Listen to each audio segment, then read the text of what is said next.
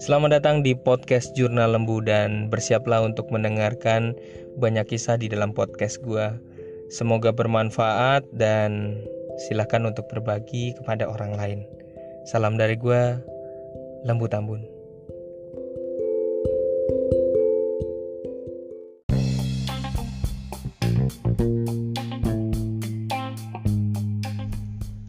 Halo bro, kok gara-gara covid gini saham gue makin turun?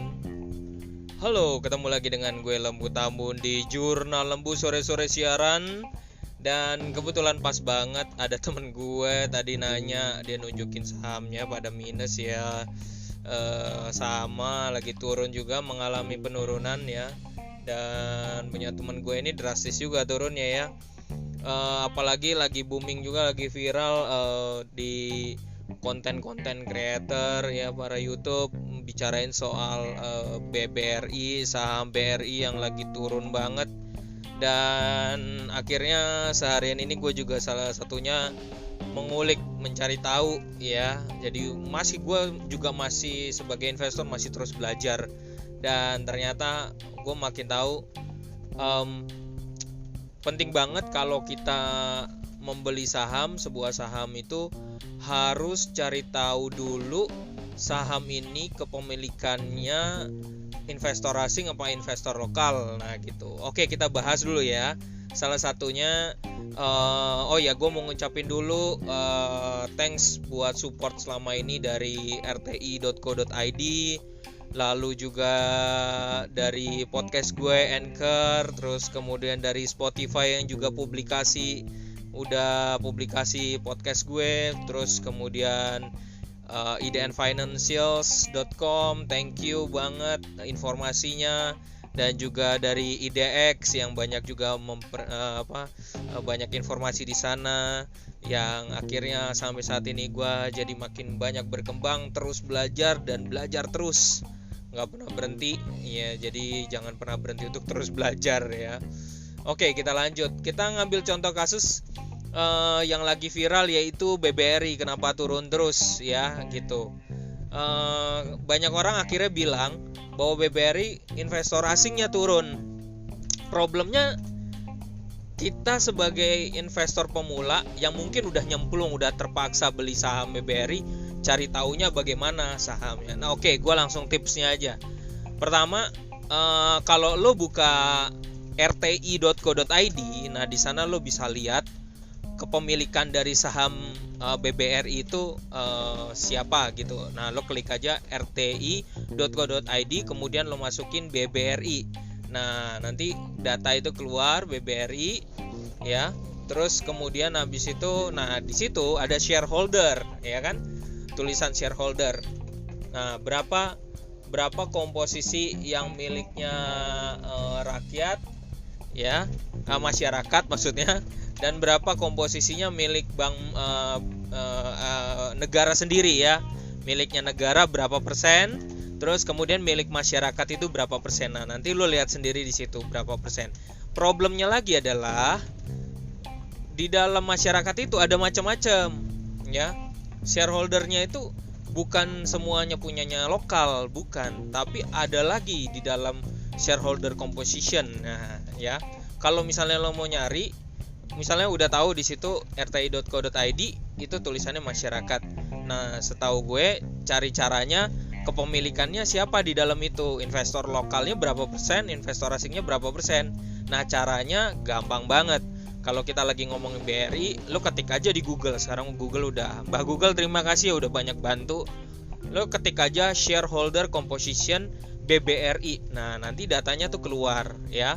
Dan kebetulan gue dapetnya langsung dari website resminya investor dari bagian dari Bank BRI.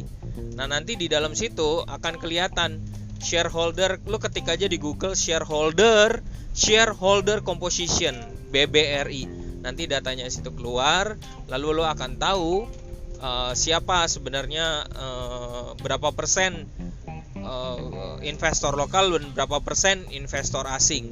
Dan jawabannya adalah di tahun 2019 memang jumlah investornya lokal itu jumlahnya tuh banyak, tapi duitnya kecil. Nah, lembar sahamnya tuh kecil, jumlah investornya banyak, ya, seatnya banyak, single identification kita kayak ibaratnya kayak KTP ya, seatnya itu jumlahnya banyak, investor lokalnya banyak, tapi jumlah duitnya lembar sahamnya itu dikit.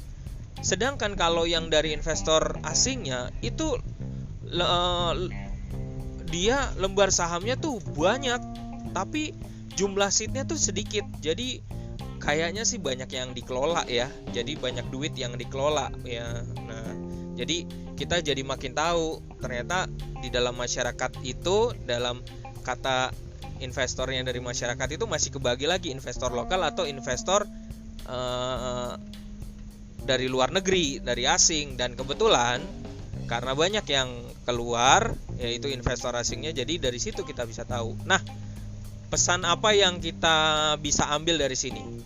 Ya, sebelum membeli saham jangan sampai lupa selain yang ngitung PBV-nya, dividennya yang 2 kali, entah 1 kali, segala macam, pelajari juga fundamentalnya. Salah satunya ialah siapa di balik itu. Kalau di masyarakatnya, investornya, investor publiknya, siapa di balik itu? Banyakan asing atau banyakan lokal?